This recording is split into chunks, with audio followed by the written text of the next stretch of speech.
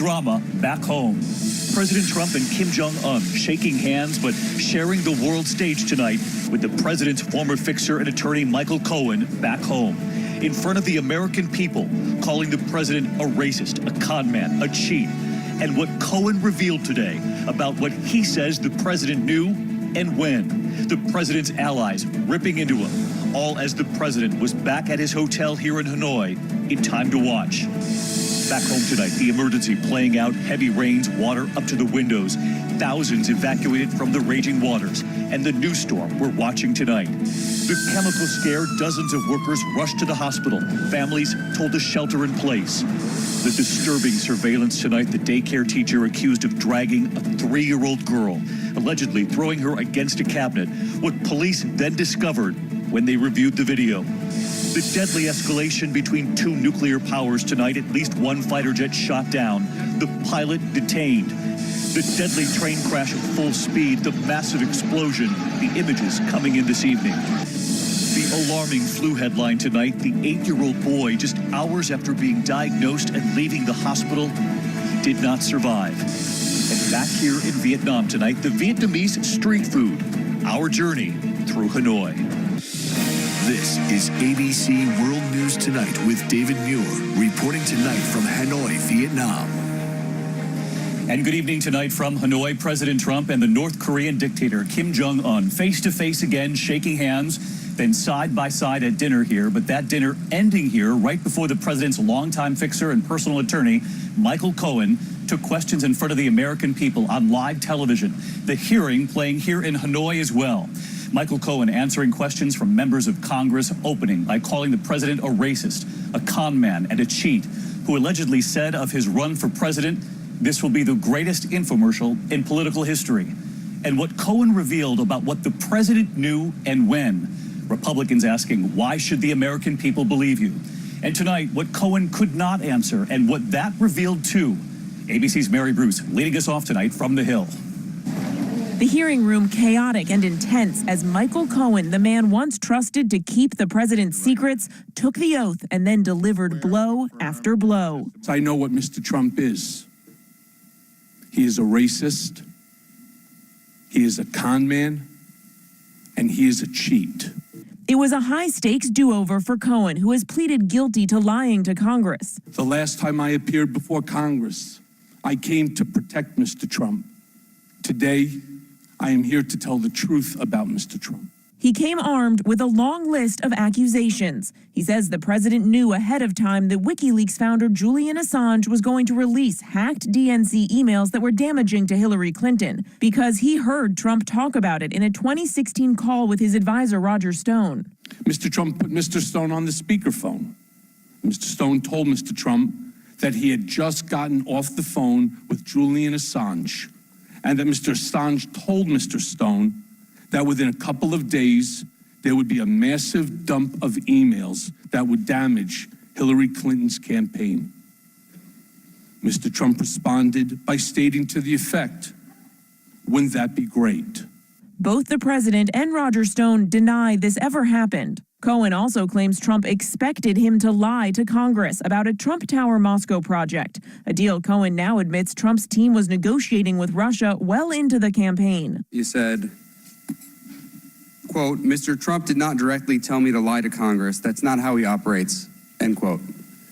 Can you explain how he does this? He doesn't give you questions. He doesn't give you orders. He speaks in a code. And I understand the code because I've been around him for a decade. And he says the president's legal team knew exactly what he was going to say. You need to know that Mr. Trump's personal lawyers reviewed and edited my statement to Congress about the timing of the Moscow Tower negotiations before I gave it.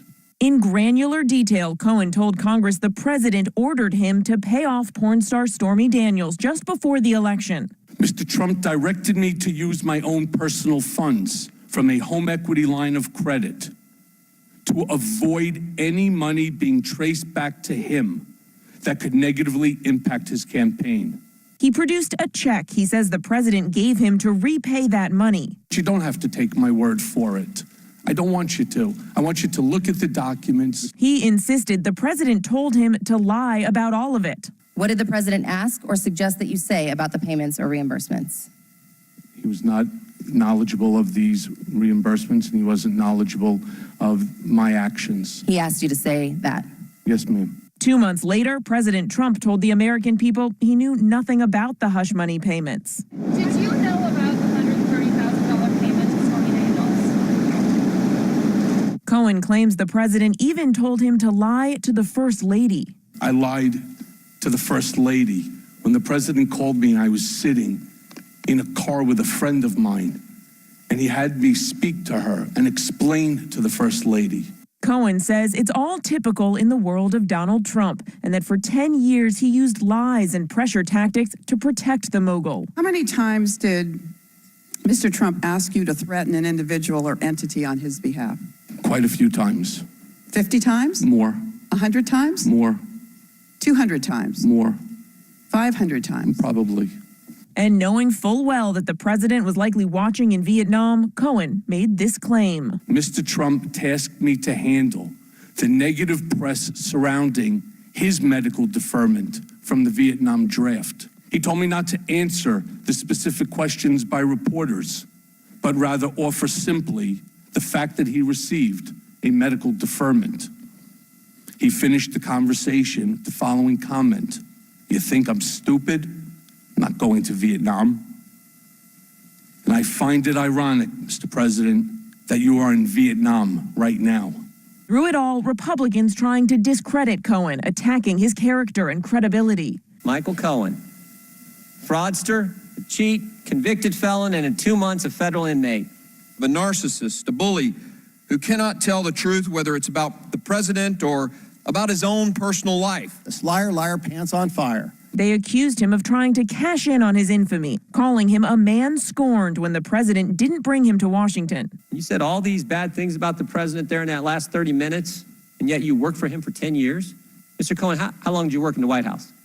I never worked in the White House. And that's the point, isn't it, Mr. Cohen? No, sir. Yes, it is. No, it's not, sir. You wanted to work in the White House. No, sir. You didn't get brought to the dance. But as Cohen himself pointed out, Republicans did not spend much time defending the president's actions. All I wanted to say is I just find it interesting, sir, that between yourself and your colleagues, that not one question so far since I'm here has been asked about President Trump. The disbarred lawyer saying he owns his mistakes. Cohen calling himself a cautionary tale for the president's defenders. And I can only warn people, the more people that follow Mr. Trump, as I did blindly, are going to suffer the same consequences that I'm suffering. Mary Bruce joins us live from the Hill tonight. And Mary, this evening, the president's team pushing back hard against Micheal Cohen. No surprise there. David, the president's campaign says Cohen is, quote, a felon, a disbarred lawyer, and a convicted perjurer. And tonight, the president's lawyer says Trump's legal team never edited or changed Cohen's previous false testimony to Congress. David. Mary Bruce leading us off from the Hill tonight. Mary, thank you. And there were some questions Micheal Cohen could not answer. He said he wasn't able to because of ongoing investigations, and that made news too. So let's get right to our chief legal analyst, Dan Abrams, tonight. And Dan, this is what Micheal Cohen said. Is there any other wrongdoing or illegal act that you are aware of regarding Donald Trump that we haven't yet discussed today? Yes, and again, those are part of the investigation that's currently being looked at by the Southern District of New York. So, Dan, Micheal Cohen telling that committee he is actively cooperating with the Southern District of New York, which is investigating, quote, wrongdoing or illegal acts involving Donald Trump. Dan, how significant is this? Well, it's very significant, maybe the most significant moment in the entire hearing. First of all, that means that there is some other crime or wrongdoing that Micheal Cohen says he knows about with regard to President Trump. But just as important is that it's the Southern District of New York that's investigating it, not the special counsel. The special counsel, Robert Mueller's mandate is limited. They're going away in the relatively near future. The Southern District of New York isn't going anywhere. And you heard Republicans citing that office again and again today. That office could become a big problem for President Trump down the road. All right, Dan Abrams with us tonight as well. Dan, thank you. And here in Hanoi, the images, the moment President Trump meets Kim Jong-un again, their second summit, then their dinner seated side by side, and now real pressure tonight to come up with something more concrete than last time. Is it possible? And the president knowing full well there is a split screen playing out, Americans watching this summit here and watching Micheal Cohen back home. John Carl is right here in Hanoi tonight. As a day of drama dawned in Washington, here in Vietnam, President Trump was heading into dinner with North Korean dictator Kim Jong-un. Great relationship. I think it will be very successful. The smiles have replaced talk of nuclear war. And North Korea hasn't conducted any nuclear tests in over a year. But Kim has done nothing yet to dismantle his nuclear program. Today, the president acknowledged that lack of progress. Some people would like to see it go quicker. I'm satisfied, you're satisfied. We want to be happy with what we're doing. As for Kim, he talked of patience and said, here we are today, sitting next to each other, and that gives us a hope that we'll be successful this time. But even on the other side of the world, the president had an eye on Washington. Tweeting from Vietnam, Micheal Cohen, quote, is lying in order to reduce his prison time. Mr. President, do you have any reaction to Micheal Cohen and his testimony? No answer. The president trying to stay on message as he sat down to dinner. John Carl with us live tonight from Hanoi. And John, President Trump tonight furious with that split screen of sorts I mentioned playing out between the summit here in Vietnam and Micheal Cohen's testimony back home. David, I am told the president is furious about Cohen's betrayal, furious to see it playing out while he is on the world stage, and I expect we will see that anger firsthand after his meetings with Kim Jong-un when he plans to hold a press conference right here in Hanoi. David? John Carl with us here in Vietnam. John, thank you. Let's get right to Martha Raddatz with us tonight because, Martha, there was already a lot of pressure on this president for some sort of victory here, and now critics suggest he'll be desperate for one to try to turn the page back home. Oh, everybody is going to be looking at President Trump. Will he back off some of those demands they made last June? Because remember, it was just a month ago the CIA director said Kim Jong-un is determined to get a nuclear weapon that can hit the United States. So we'll all be watching Donald Trump today. And that part hasn't changed. All right, Martha Raddatz with us. Thank you, Martha. We know the president and the North Korean dictator are set to meet again a short time from now, and Martha and I will be monitoring that right here in Vietnam. In the meantime, there are several other developing stories back home tonight. Winter weather alerts in 15 states. That system moving into the Northeast, and we're also tracking a dangerous flood emergency playing out. In California, evacuations underway, the heavy rain, water up to the windows in one community there, and ABC's chief national correspondent Matt Gupman is on the scene tonight. That record rain triggering flooding and high water rescues, and tonight, entire California towns cut off. North of San Francisco, parts of Sonoma County hammered by 20 inches of rain over the past 3 days. That area totally underwater. Mandatory evacuation orders for 24 communities, with the Russian River rising nearly a foot an hour, nearly trapping us this morning. Guerneville, Hacienda, all these small towns are basically islands right now. We got out just in the nick of time. 2 people rescued from this mudslide near Monte Rio on Tuesday. They just flew down every which way. Just came running down the hill, these big trees. The Russian River, David, was rising at an incredible foot an hour and will rise several more feet before it crests. And unfortunately for folks here, there is more rain forecast later this week. David. Matt Gupman with us tonight. Matt, thanks. Chief Meteorologist Ginger Z is tracking this emergency, the flooding and the snow pushing into the Northeast. Ginger. David, the Russian River will crest tonight at 46 feet, the highest they've been since 1995. That's why you still see the flood warnings. Also, another storm coming in for the weekend, so look for that on Saturday. What we have to deal with here tonight for the Northeast, another snowstorm. It's a quick blast, but Boston could end up with 3 to 5 inches, David. Ginger, thank you. We are also following tonight a chemical scare playing out at a water treatment plant. Dozens of workers rushed to the hospital. Families have been warned to shelter in place. ABC's Steve Osunsami on the scene playing out in Birmingham tonight. Alabama police say the fumes here were so overcoming they sent more than 50 people to area hospitals, and more than a dozen of them had trouble breathing. It's really strong with odor. It's almost like putting your nose to bleach, if you will, and sniffing. 2 chemicals that are regularly used to treat drinking water that are not supposed to be mixed were accidentally combined, producing a toxic cloud of gas inside this Birmingham water treatment plant. Worried police blocked off streets and warned families to stay inside their homes before giving the all clear.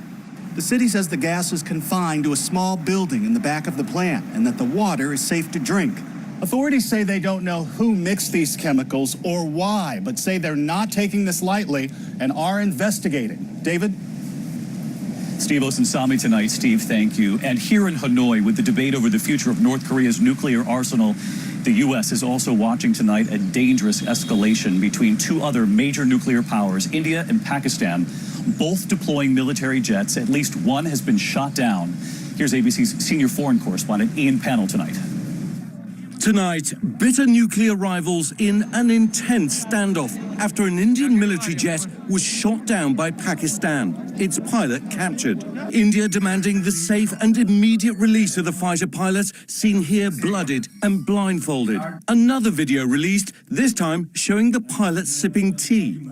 His plane was shot down over Kashmir, a region claimed by both nations. Pakistani officials claimed they took action after its neighbor launched an airstrike inside their nation the day before.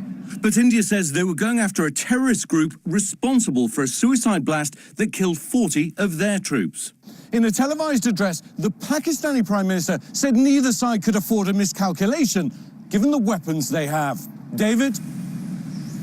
We'll continue to watch this, Ian, thank you. And a horrific scene at the main train station in Cairo, Egypt tonight. Surveillance cameras recording people walking on the platform there when a speeding rail car slammed into a concrete barrier, catching fire. At least 25 people were killed, dozens injured.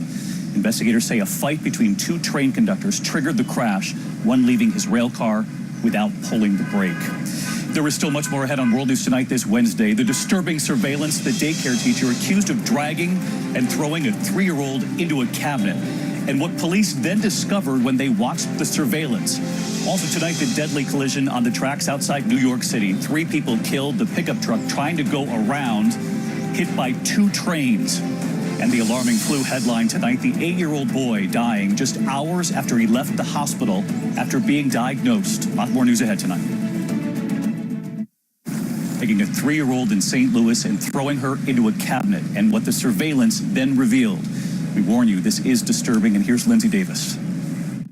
An investigation tonight into this alarming video of a preschool teacher grabbing a 3-year-old girl by the hand, then throwing her across the room. The little girl hits her head so hard it splits open. She's then rushed to the hospital by ambulance, where she gets stitches and stayed for 3 days.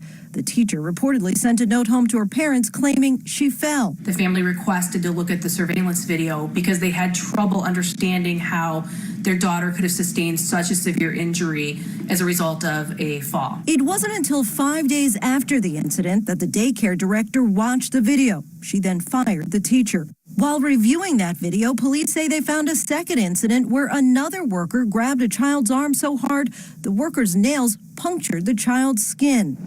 Both workers are no longer there, and police tell us that they're finishing up their investigations into both cases and that charges are likely. David? All right, Lindsay Davis tonight. Lindsay, thank you. When we come back here tonight, the major headline on the flu, a boy who had just left the hospital dying. And we'll have more on that vehicle hit by 2 trains outside New York City. To the index of other news, the deadly commuter train crash outside New York City. Investigators say 3 people in a pickup were killed when their truck was hit by 2 trains when the driver tried to get around the crossing gates. Witnesses believe he was involved in a fender bender moments earlier. And tonight, authorities believe an 8-year-old boy has died from the flu. 8-year-old Martin Campbell of Rockport, Texas, had just left the hospital hours after being diagnosed. The CDC confirming at least 41 pediatric deaths this flu season. When we come back tonight from Hanoi, we take you in search of the famous Vietnamese street food. Tonight from Hanoi, the food. On the hunt for the famous Vietnamese street food. First up, the Vietnamese egg coffee I remembered from my last visit here. This is where I've had coffee before. It's not the easiest place to find. The narrow passageway. I promise it's worth it. We ask for their specialty. We're looking for some egg coffee. Egg coffee, yes. And they show us what's in here. Egg yolk and sugar, and then the milk. This is very advanced. Right. It used to be by hand. Yeah. Our first taste test. Delicious. Then pouring the Vietnamese coffee over the top. We take 3 staircases up and wait. All right, let's try it. Our egg coffee ready. It's even better with the coffee, right? Right. And then a toast. To Vietnam. To Vietnam. Thank you for being here. The coffee leaves its mark. You have it too. We see the Americans wave from afar. So you're from the U.S.? Yes. Where are you from? New York. Buffalo, New York. Buffalo, New York. Upstate New York. Yes. Syracuse. Oh, yes, that's right. We survived the winters together. We certainly did. You came all this way for egg coffee? Yes. We did. You did? Yes. They call this Pho, the oldest district in Hanoi, and you can find just about everything here. Street food, really every part of the Vietnamese culture. Our next find, papaya salad with beef and vegetables. This is the papaya salad. The papaya, they add the beef, nuts, and greens, and the dressing. Fish sauce. Fish sauce? Vinegar. Vinegar? Sugar. Sugar. Yes, that's it. And that's classic. That's classic. The salads arrive. This is chili sauce, so in case that you want to have chili. Please. Our first bite. It's very clean. And more of that chili sauce. It is hot. But I love it. And our last stop, Hanoi's most famous dish. I was told we have to come here for the typical pho bo. Yeah. Pho bo. Yes. Best in Hanoi? Yes. Their tiny kitchen. That's the noodle on the bottom. Yeah. The noodles made from rice. And then on top? 2 kind beef. This one is well done. The famous beef bone broth. Among the ingredients, they add rock sugar, cinnamon, cardamom, fish sauce, coriander, and sometimes... Very special ingredient is sea worm. Yes, sea worms. It's a secret ingredient. Yeah. This one is very expensive. Yeah. We will pay extra. We wait. Thank you. And we were ready to try it. It's amazing. Amazing. Thank you. Their homemade chili sauce. A little of this? Yeah. Stirring it in. A half more. I like it hot. All of it mixed with the beef, the noodles, and that broth. It's amazing. I think we're hungry all over again. Thank you for watching here at a Wednesday night. I'm David Muir. I hope to see you tomorrow. Good night.